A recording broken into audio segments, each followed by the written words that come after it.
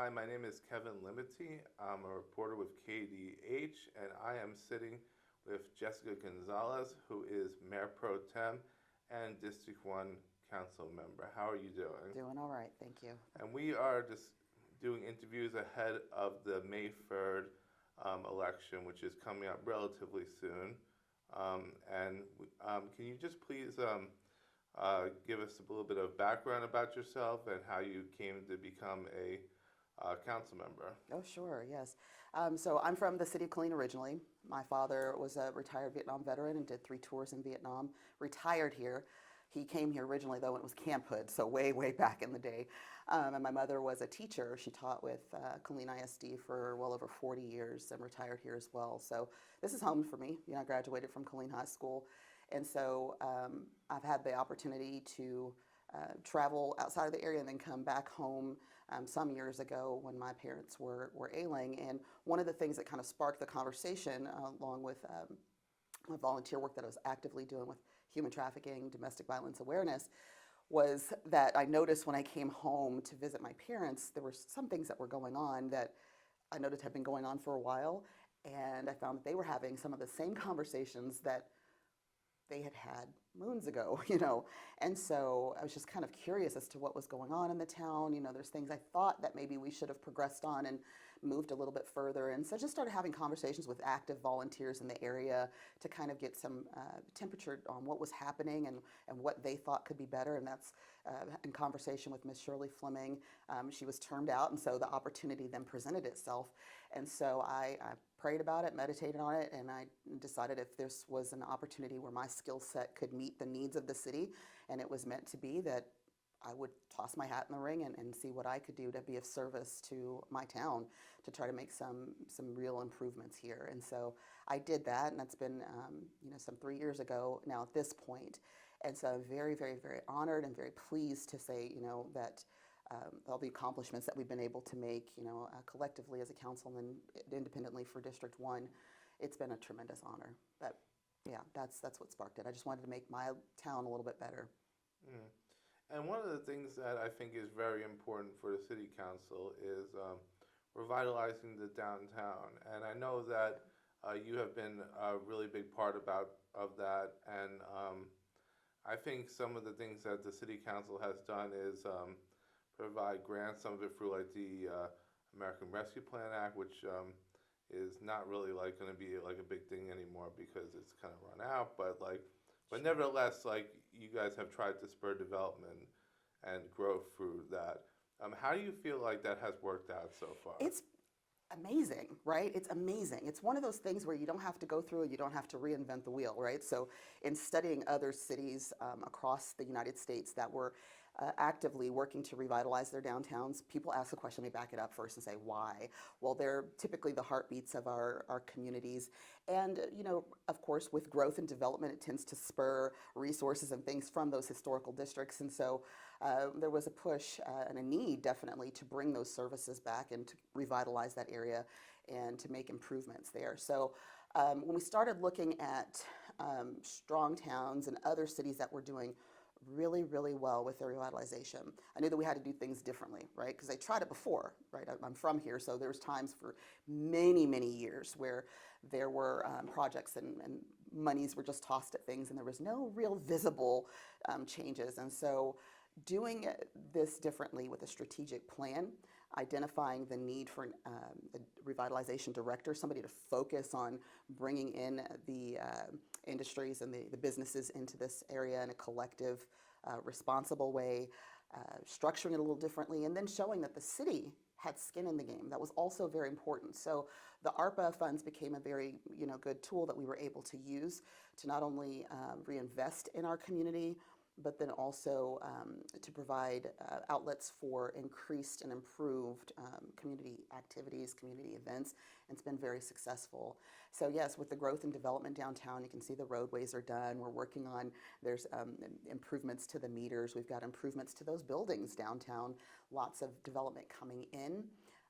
Infill development and revitalization, some of the older housing, in the area. So there's a lot of good things that are taking place. I'm very, very, very pleased because we were able to accomplish, I say we, because while I had to spearhead this because this is my district, but I could not have done it without the consent of the council, right, as a whole, and then of course the consent of the constituents, and then of course the consent of the business owners in that area that wanted to, see those changes. And so in 3 years, we were able to accomplish quite a bit considering. We were told it couldn't be done. I was told that, it's a waste of time. I was told that it's never going to work. And what we are seeing down there and the heart that these folks have as they're working in their businesses and establishing their businesses down there is just unprecedented. Very, very proud of that. Mhm. Very proud of that. Okay, and now you voted in favor of the Featherline rezoning twice, and to be fair, so did most of the council.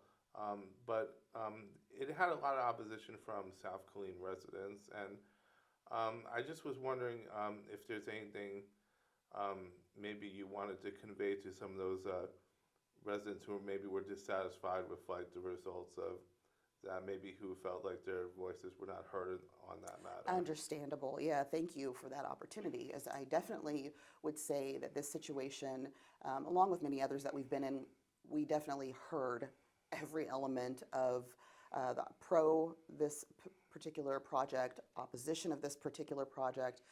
We heard from experts as it related to this project in different fields, as it related. And so once we had all of the facts and we were able to discern all of the information that was ultimately presented, and then the council members that represented that borderline district, Solomon and Cobb, when they took that initiative to continue to seek feedback from the community, make sure we weren't missing anything, right?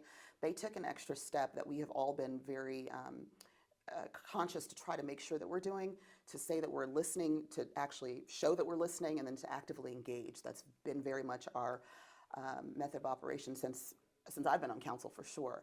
And so with that, once we were able to hear all of those sides and to see all of the data, the facts, the pros and the cons, we were able to make a decision. I was able to make a decision based on that information. Okay. What do you think should be the focus for the city council in the new year? Is there anything in particular that you think should be up front for you guys? So definitely for me, and I've said this many times from the dais, but focusing on our future is extremely important. We have our 2040 comprehensive plan, so ensuring that we're still working towards that and within that to continue to make improvements on our city is extremely important. But also, there are things that are happening in our world, both on the state level and on the federal level that directly impact us. And so one of the things I've been saying since the very beginning is that we really have to get our city in a place where we are, one, recognized, right, by the representatives that are there that represent our area when it comes to federal funding and federal dollars, infrastructure dollars for our town. We want to make sure that we are also at the table for those conversations. And so for me, that's a very, very, very important part of our future focus, right? We need to be able to continue to build those relationships and make sure that we're communicating with our state and federal reps to make sure that the city of Killeen is being put in a position for success for our future. And so that's extremely, extremely important to me, on top of everything else that we have to deal with on the day-to-day operations. Right, yeah. And, okay, now this is a pretty contentious one. The grocery store obviously has been a very, very hot button issue Sure. in North Killeen. And I know that, like you've been trying to find ways to attract the grocery store there. And I know that during your campaign, previously, you had kind of tried to run on the promise of one. No, I did not. I ran on the idea that I would leave no stone unturned. I want to make sure I'm very clear about that, Okay. Because I cannot deliver a grocery store personally. So I will never make a promise that I cannot deliver. And so I led with the promise of leaving no stone unturned, and I am committed to that. Okay. And so that's very important to me, right? And so this grocery store challenge has many, many facets, right? We've gotten to a point where we got really excited because we got very close with a couple of organizations. They've done the feasibility studies. They've done construction studies. We had two very viable prospects that were looking at that, and unfortunately, for a number of different reasons, the viability just didn't, move through.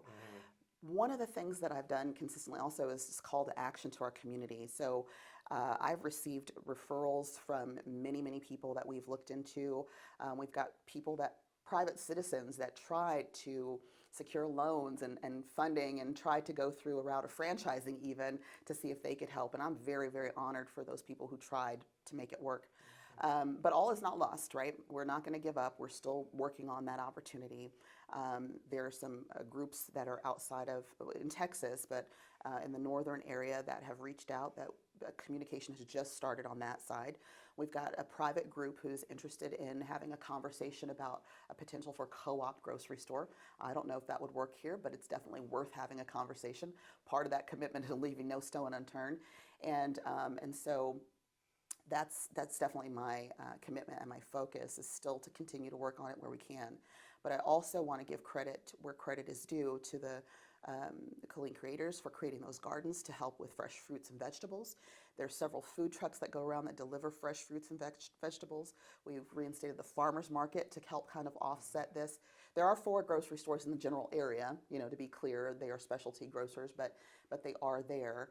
And then also working with different groups to make sure that we're, again, leaving no stone unturned. So the co-op conversation, you'll probably hear more about that in the next couple of months.